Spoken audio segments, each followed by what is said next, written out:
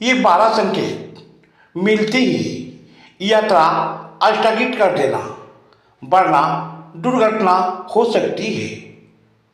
दोस्तों, मौत एक ऐसा खौफ है जिसका नाम सुनते ही लोगों का रूह कांप जाता है। जब किसी को कोई अनहोनी या दुर्घटना होती है तो लोग खुद को नहीं बल्कि भगवान को दोष देते हैं।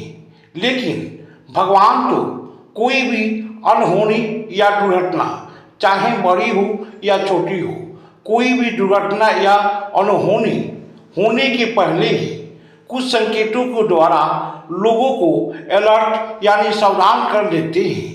लेकिन लोग उन संकेतों को नज़रअंदाज कर देते हैं, मजाक में ले लेते हैं, जिसका अंजाम होता है कि वह बहुत ही आसानी से किसी दुर्घटना या अनहोनी का शिकार हो जाते हैं।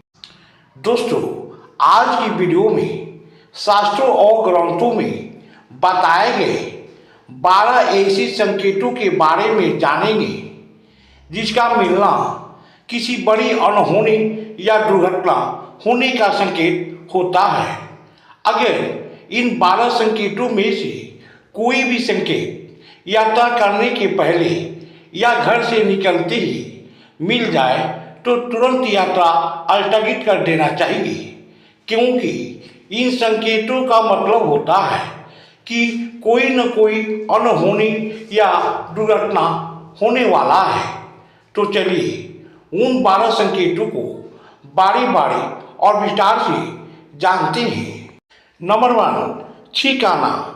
दोस्तों, शास्त्रों के अनुसार किसी को किसी काम से घर से बाहर जाना है, अगर घर से निकलते ही उसे छींक आ जाए तो समझ लेना कि वह काम नहीं होगा।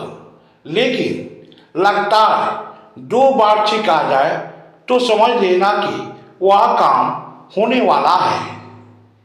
नंबर 2, दीपक का अपने आप बुझना।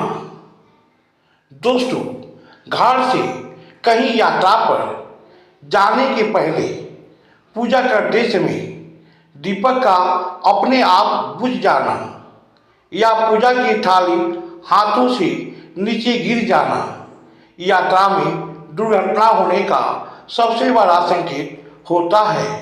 इसलिए अगर ऐसे संकेत मिले तो उस दिन किसी भी प्रकार की यात्रा नहीं करना चाहिए। नंबर 3, मरे हुए जानवर देखना। दोस्तों, शास्त्रों के अनुसार घर से निकलते ही किसी व्यक्ति की अर्थी देखना जितना अधिक शुभ होता है, उससे कई गुना अधिक मरे हुए जानवर को देखना अशुभ होता है। घर से निकलते ही मरे हुए जानवर देखना रास्ते में किसी अनहोनी या दुर्घटना होने का संकेत होता है। इसलिए अगर घर से निकलते ही मरे हुए जानवर दिखाई दे दे तो उस दिन यात्रा स्थगित कर देना चाहिए। उस दिन घर से बाहर नहीं निकलना चाहिए। नंबर 4, अनबन या झगड़ा होना।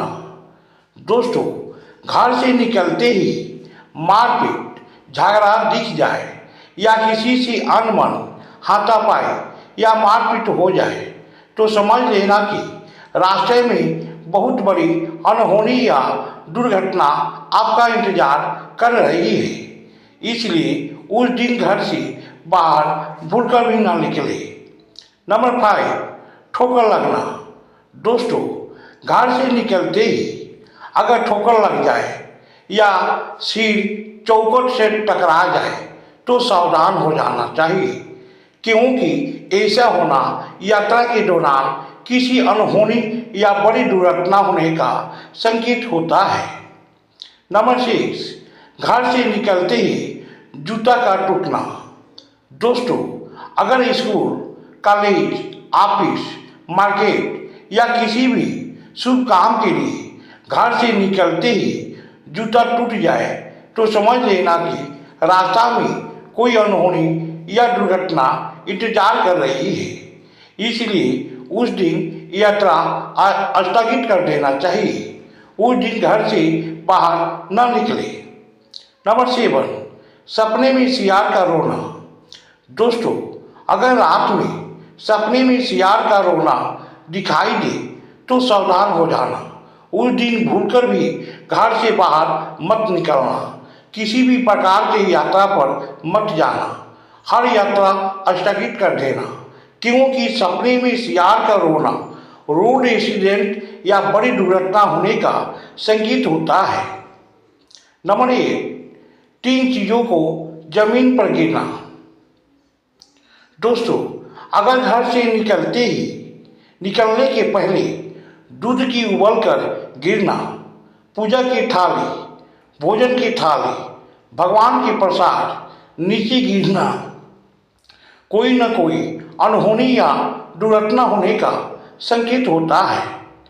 नंबर 9, बिल्ली या कुत्ता का रोना। दोस्तों, यात्रा के लिए घर से निकलते ही अगर बिल्ली या कुत्ता रोने लगे तो तुरंत यात्रा स्थगित कर देना चाहिए, क्योंकि इसका अर्थ होता है यात्रा में दुर्घटना या कोई अशुभ होना। नंबर 3, पलंग या खाट का टूटना।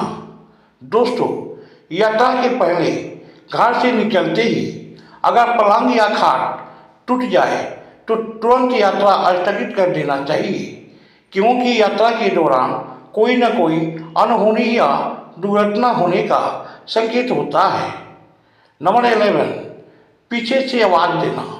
दोस्तों, यात्रा के लिए घर से निकलते ही अगर घर के कोई व्यक्ति पीछे से आवाज़ दे दे तो तुरंत यात्रा स्थगित कर देना चाहिए या कुछ देर के बाद निकले, क्योंकि यह रास्ते में किसी अनहोनी होने का संकेत होता है। नंबर 12, बिल्ली का रास्ता काटना।